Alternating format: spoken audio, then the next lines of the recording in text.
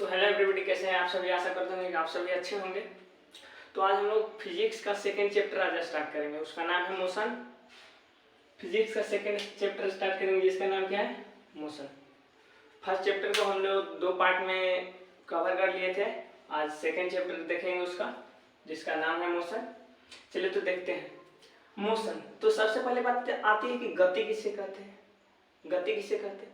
तो गति किसी निश्चित समय के साथ एक निश्चित बिंदु के सापेक्ष यदि कोई वस्तु में हलचल होती है तो उसे क्या कहते हैं, गति कहते हैं। जैसे कि देखिए, यहाँ पे एक लड़का है, क्या है, लड़का है, और यहाँ पे एक पेड़ है, क्या है, पेड़ है, और इसके सापेक्ष कोई पूछे कि किस अवस्था में है, पेड़ के सापेक्ष, तो इसके अवस्था में क्या हो गया, ये विराम हो गया, क्या हो गया, विराम हो गया। लेकिन यही पेड़ यहाँ पे है और ये लड़का यहाँ से चल के यहाँ चल रहा है, आगे आ रहा है, तो क्या हो जाएगा, ये गति हो जाएगा। तो यही कह रहा है कि समय के साथ किसी निश्चित बिंदु के सापेक्ष यदि वस्तु में कोई हलचल होती है तो उसे क्या कहते हैं, गति कहते हैं। तो मतलब किसी निश्चित बिंदु होना चाहिए, गति के लिए क्या होना चाहिए, निश्चित बिंदु होना चाहिए। जैसे कि यहाँ पे रख दिए, पेड़ हो गया यहाँ पे, या अथवा दुकान हो गया, मान लीजिए दुकान है, यहाँ पे दुकान है और यहाँ पे आपका क्या है, आप यहाँ पे है, तो इसके सापेक्ष आप अभी विराम अवस्था में, लेकिन इसके सापेक्ष आपका घर यहाँ पे हो गया और यहाँ पे आप चल के जा रहे हैं, तो आप क्या हो गए, गति हो गए। आपको गति समझ में आ गया होगा।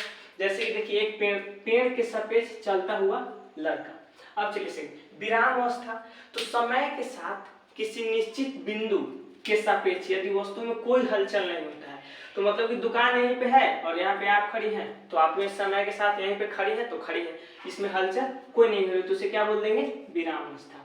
तो गति क्या होती है, तो मतलब कि आप समय के साथ क्या कर रहे हैं, दूरी तय कर रहे हो, समय के साथ क्या तय कर रहे हैं, दूरी तय कर रहे हैं, तो क्या हो जाएगा, वो गति हो जाएगा। और समय के साथ मान लीजिए 5 मिनट है, तो 5 मिनट आप यहीं पे खड़ी है, तो आप क्या हो गए, आप विराम अवस्था में। अगर 5 सेकंड में आप यहाँ से चल गए, 10 डेग आगे चल गए, दुकान चल गए, तो आप क्या हो गए, गति में हो गए। अब चलिए, अब देखेंगे राशि के बारे में, भौतिक राशि। तो आप लोगों को बताया था उस चैप्टर में, सेकंड चैप्टर में भी भौतिक राशि के बारे में, इस पे देखेंगे। इसमें क्या होती है, एक अदिश राशि होती है, एक सदिश राशि होती है और एक अदिश राशि होती है।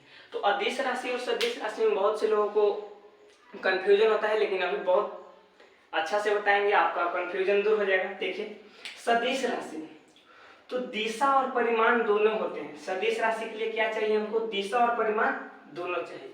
और अदिश राशि में केवल और केवल इसको क्या चाहिए, परिमाण चाहिए, केवल क्या चाहिए, परिमाण चाहिए। अदिश राशि में इसमें दिशा की जरूरत नहीं होती। जैसे देखिए, मान लीजिए कि चाल क्या है, चाल है, तो ये ना बोल रहा है कि इतना के चाल से पूरब चल रहा है कि नहीं, तो ये क्या हो जाएगा, अदिश हो जाएगा। क्या हो जाएगा, अदिश।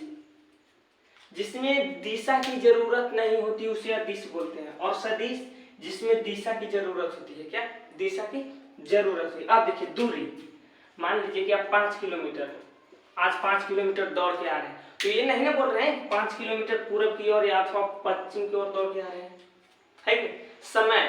तो समय क्या हो गया, इसमें दिशा की जरूरत है, समय के लिए, समय को व्यक्त करने के लिए दिशा की जरूरत है नहीं। समय को सूचित करने के लिए क्या दिशा की जरूरत है, नहीं जरूरत है। क्यों जरूरत नहीं, क्योंकि समय मान लीजिए कि 2 घंटा, क्या 2 घंटा, तो ये थोड़ी बोलेंगे 2 घंटा पूरब में है, 2 घंटा पश्चिम में है, नहीं, तो क्या हो जाएगा, ये अदिश राशि हो जाएगा। अब चलिए देखिए, इसमें क्या होता है कि जैसे कि देखिए, हम यहाँ पे भार लिए, भार, तो भार को दर्शाने के लिए क्या दिशा की जरूरत नहीं है, लेकिन इसमें दिशा छिपा हुआ रहता है। भार में क्या दिशा छिपा हुआ रहता है। जैसे कि देखिए, हमारे ऊपर एक तराजू रख दीजिए, वो बता दीजिए कि हम कितना केजी के हैं, बताएंगे। मान लीजिए कि हम 20 केजी के हैं, क्या 20 केजी के हैं, तो मेरे ऊपर कोई मशीन रख दिया जाएगा नापने का, तो हम थोड़ी ना पा जाएंगे कि हम 20 केजी के हैं।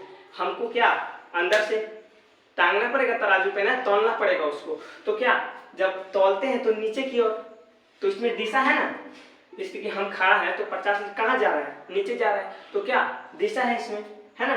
तो भार में क्या हो जाएगा, अदिश राशि हो जाएगा। तो देखिए, अदिश और सदिश राशि में कुछ अंतर बताएंगे आपको। तो देखिए, सदिश और अदिश में अंतर बताएंगे, क्या है अंतर। आपको सदिश और अदिश के लिए एक अलग से वीडियो बना देंगे ताकि आपको कुछ आसान हो जाए। देखिए, तब तक आप इसका एक तो अब हम लोग देखेंगे सदिश राशि और अदिश राशि में अंतर। सदिश और अदिश राशि में अंतर। तो देखिए सदिश और अदिश राशि में क्या अंतर है। तो इसमें दिशा और परिमाण दोनों होते हैं और इसमें केवल परिमाण होते हैं। इसमें बोले थे ना, इसमें दिशा की जरूरत नहीं होती, या तो ऐसे भी कह सकते हैं इसमें दिशा की जरूरत होती है और इसमें दिशा की जरूरत नहीं होती है। सदिश राशि में दिशा की जरूरत होती है और अदिश राशि में दिशा की जरूरत नहीं होती है। अब देखिए सेकंड क्या है, सदिश राशि को व्यक्त करने के लिए उसके माथे पर तीर का चिन्ह लगाना पड़ता है। सदिश राशि को व्यक्त करने के लिए उसके माथे पर क्या लगाना पड़ता है, तीर का चिन्ह लगाना पड़ता है। सदिश राशि को व्यक्त करने के लिए उसके माथे पर तीर का चिन्ह लगाना पड़ता है और अदिश राशि को व्यक्त करने के लिए कोई तीर की आवश्यकता नहीं पड़ता है। जैसे कि सदिश को क्या कहते हैं, वेक्टर क्वांटिटी। सदिश राशि को क्या कहते हैं, वेक्टर क्वांटिटी। क्या कहते हैं, वेक्टर क्वांटिटी। अब हमको इसको दर्शाना होगा कि ये क्या है, तो इसके माथे पर क्या लिखा है, तीर देना पड़ेगा। क्या देना पड़ेगा, तीर देना पड़ेगा। तो ये क्या हो जाएगा, सदिश राशि। और इसमें इसको स्केलर क्वांटिटी कहते हैं अदिश राशि को। तो इसको डायरेक्ट सिर्फ एस लिख देंगे तो क्या हो जाएगा, ये अदिश हो जाएगा।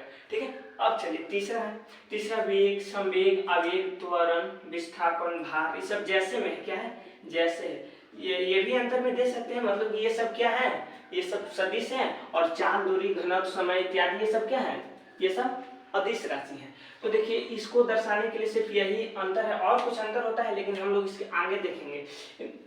सदिश और अदिश राशि को पहचानने के लिए भी बताएंगे कि मतलब कि ये सदिश राशि कैसे हुआ, अदिश राशि कैसे हुआ, ये अदिश कैसे हुआ, ये सदिश कैसे हुआ, ये सदिश कैसे हुआ और ये अदिश कैसे हुआ।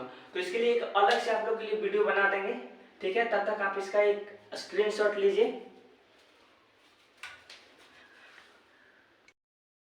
तो अब हम लोग देखेंगे दूरी क्या होता है, विस्थापन क्या होता है और चाल क्या होता है। ठीक है, दूरी, विस्थापन और चाल देखेंगे। तो दूरी क्या होता है, सबसे पहला बात कि दूरी क्या होता है, तो किसी वस्तु द्वारा तय की गई रास्ते की कुल लंबाई को क्या बोलते हैं, दूरी कहते हैं। जैसे कि देखिए यहाँ पे रास्ता है, ये स्कूल हो गया, क्या हो गया, स्कूल हो गया, और एक क्या हो गया, घर हो गया। क्या हो गया, घर हो गया। तो इसके रास्ते द्वारा तय की गई दूरी को क्या बोलेंगे, दूरी बोलेंगे। और स्कूल से और घर के बीच के ही रास्ते की लंबाई को क्या बोलेंगे, दूरी बोलेंगे। ठीक है, जैसे कि देखिए यहाँ पे लिखा हुआ है किसी वस्तु द्वारा तय की गई रास्ते की कुल लंबाई को क्या बोलेंगे, दूरी बोलेंगे। अब देखिए दूरी, अब दूरी का ऐसे मतलब क्या होता है, मीटर होता है। दूरी का ऐसे मतलब मीटर। यहाँ पे दूरी के बारे में कुछ इंपॉर्टेंट नोट्स बनाए हैं, देखिए क्या है।